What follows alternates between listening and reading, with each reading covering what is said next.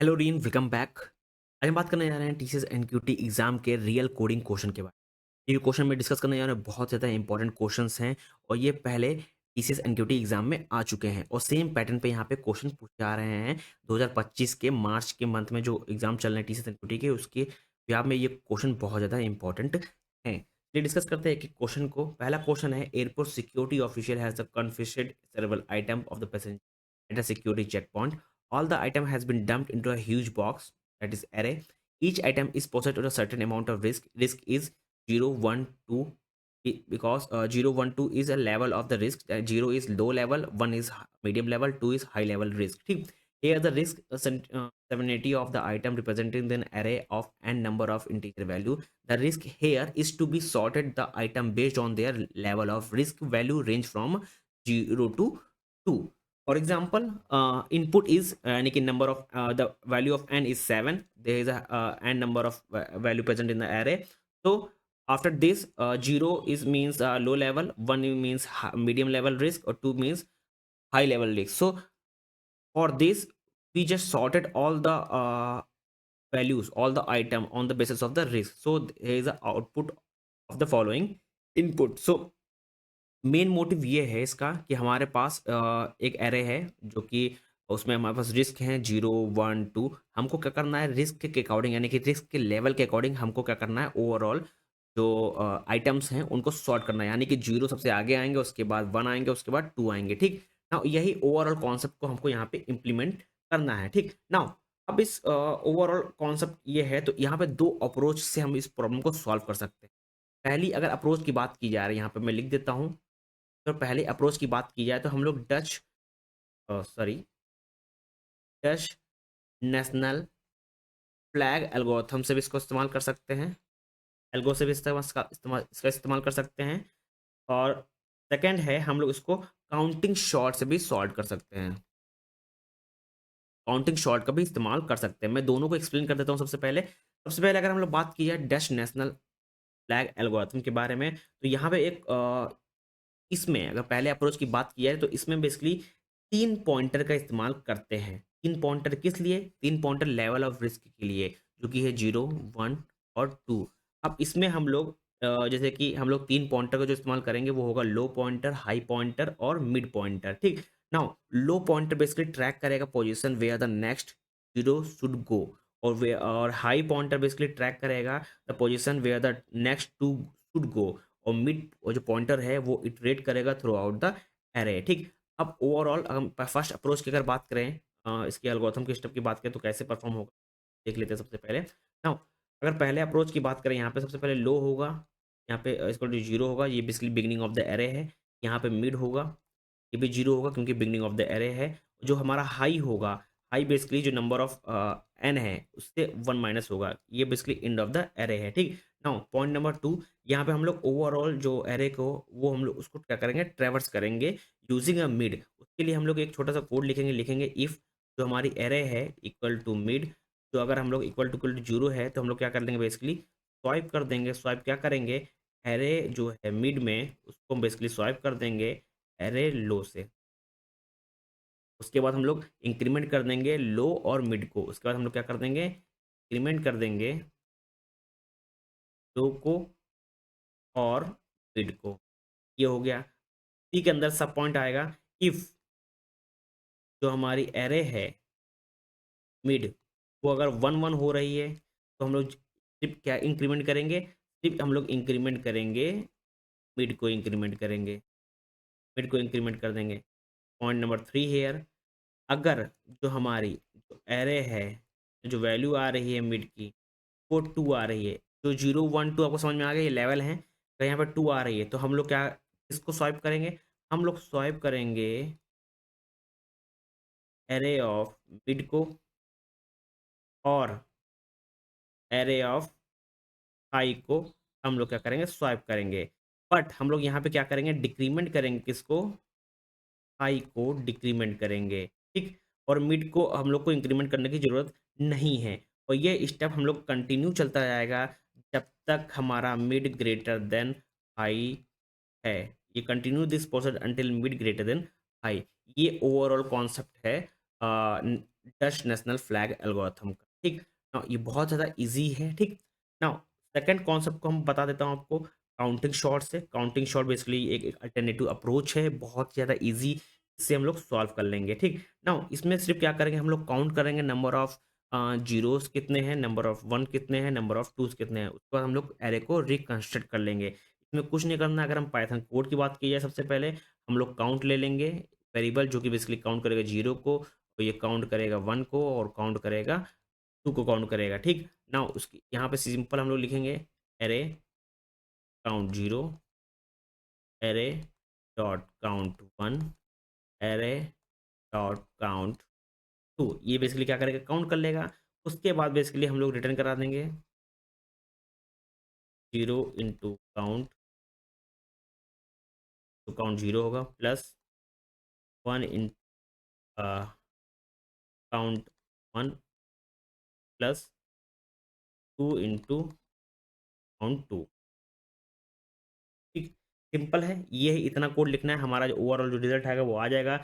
अगर इनपुट में हमारा जो एरर अगर आ रही है, यानी मान लीजिए हमारा जो आउटपुट है 1 सॉरी 2 1 0 2 1 0 0 1 2 0, तो हमारा इसके हेल्प से हमारा जो आउटपुट आएगा, अगर हम लोग प्रिंट करेंगे यहाँ पे, कोई फंक्शन ले लेंगे। यहाँ पे फंक्शन मान लीजिए हम लोगों ने ले लिया डेफ शॉर्ट करके और यहाँ पे एरे पास कर दिया, ठीक।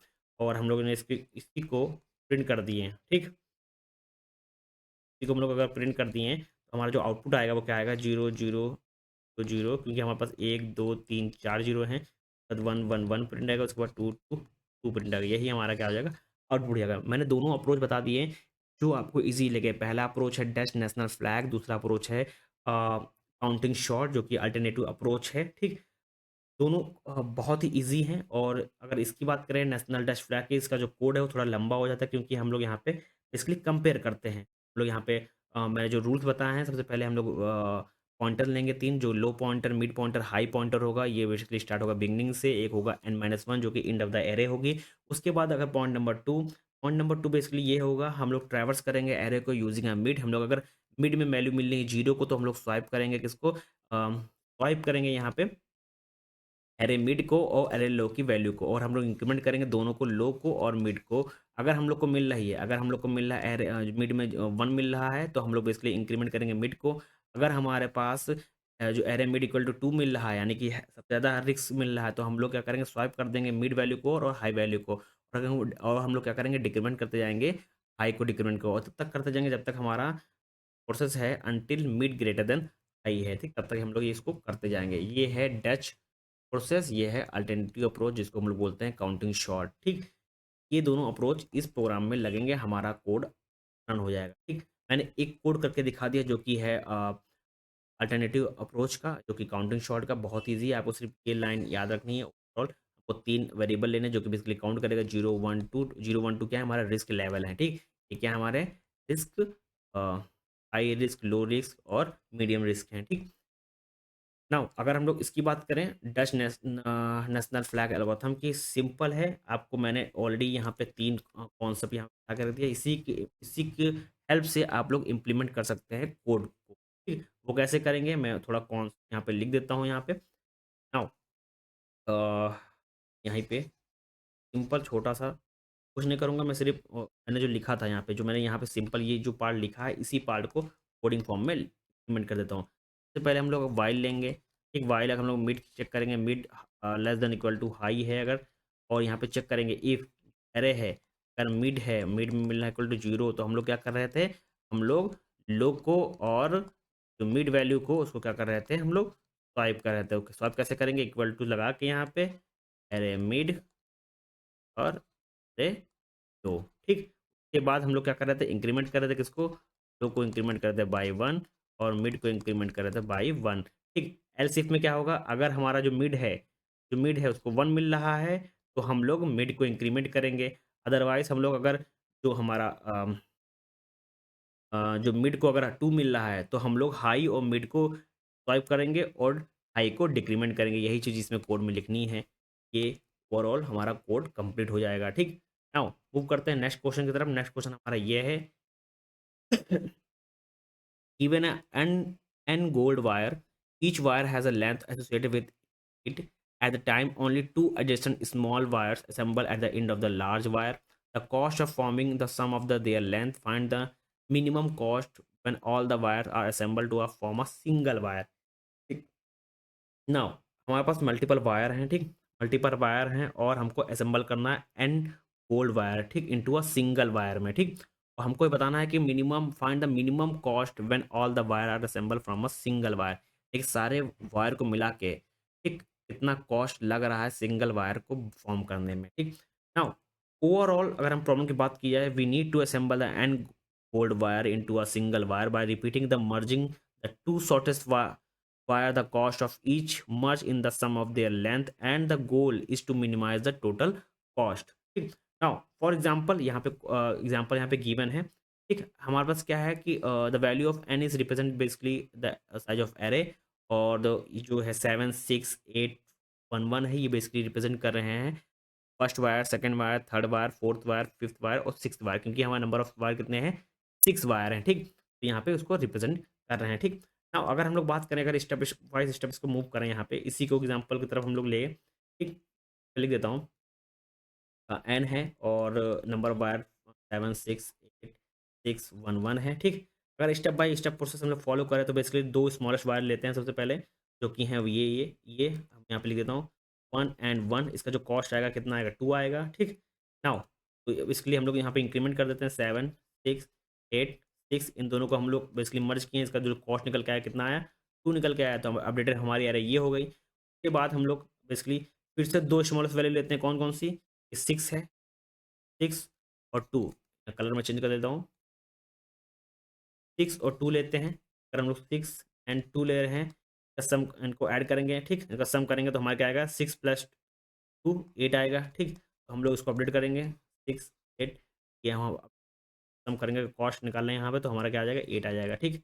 अब ये कैसे निकला है ये मैं आपको बता देता हूँ। यहाँ पर हम लोगों ने कुछ नहीं किया, दो वैल्यू ली हैं, इन दोनों को खाली ऐड कर दिया, हमारा 2 निकल आया। इसमें क्या किया हम लोग, 6 + 2 कर दिया, हम लोग का निकल के आ गया 8 आ गया, ये हमारी क्या आ गई, कॉस्ट आ गई, ठीक। नाउ पॉइंट नंबर 3, हम लोग दो स्मॉलेस्ट वैल्यू लेंगे। दो स्मॉलेस्ट वैल्यू कौन कौन सी है, 6 7 है, तो यहाँ पे 6 and 7 ले लिया। तो 6 7 को अगर हम लोग ऐड करेंगे 13 आ जाएगा, तो इसको हम लोग अपडेट कर देंगे 13 8 8।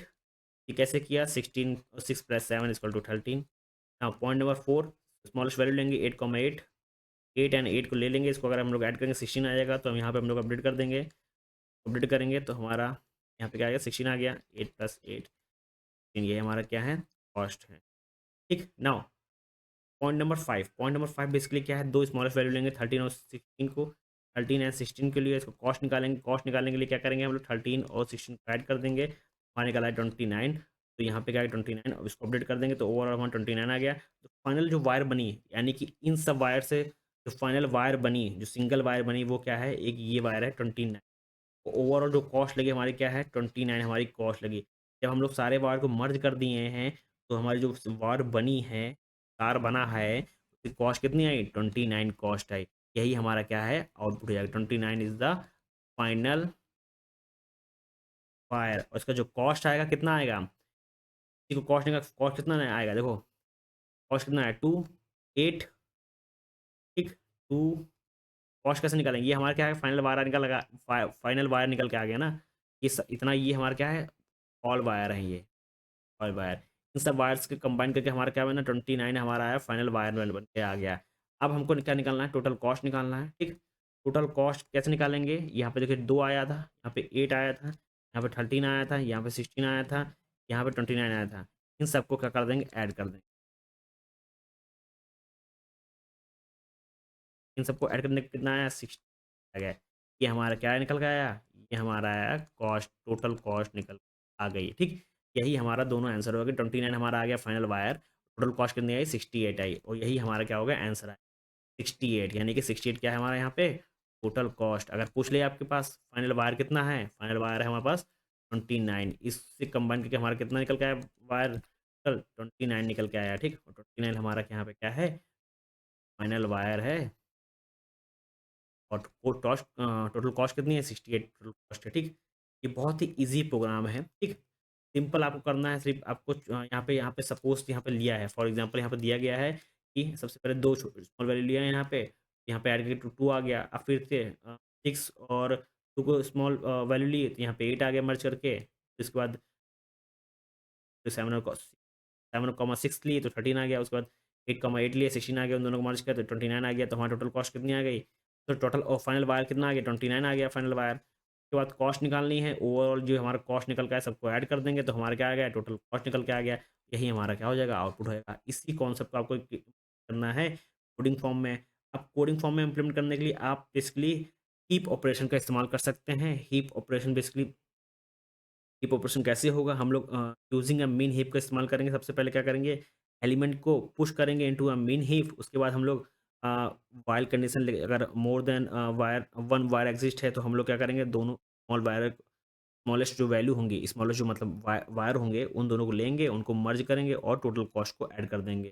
ठीक, ज़रा हम लोग दो दो स्मॉलर वैल्यू लेते जाएंगे और मर्ज करते जाएंगे, टोटल कॉस्ट निकालते जाएंगे। ठीक, लास्ट में ओवरऑल सारे जो वायर आएंगे टोटल उनका कॉस्ट करके एक में मर्ज कर देंगे। हमारा क्या निकल के आएगा? टोटल कॉस्ट यहाँ पे निकल के। ठीक, इसी को हम लोग कोडिंग फॉर्म में इम्प्लीमेंट करना है। मैं ये दोनों क्वेश्चन उस पे टेलीग्राम चैनल पे शेयर कर दूंगा, आप इसको देख लीजिएगा क्योंकि बहुत ज़्यादा क्वेश्चन इंपॉर्टेंट है।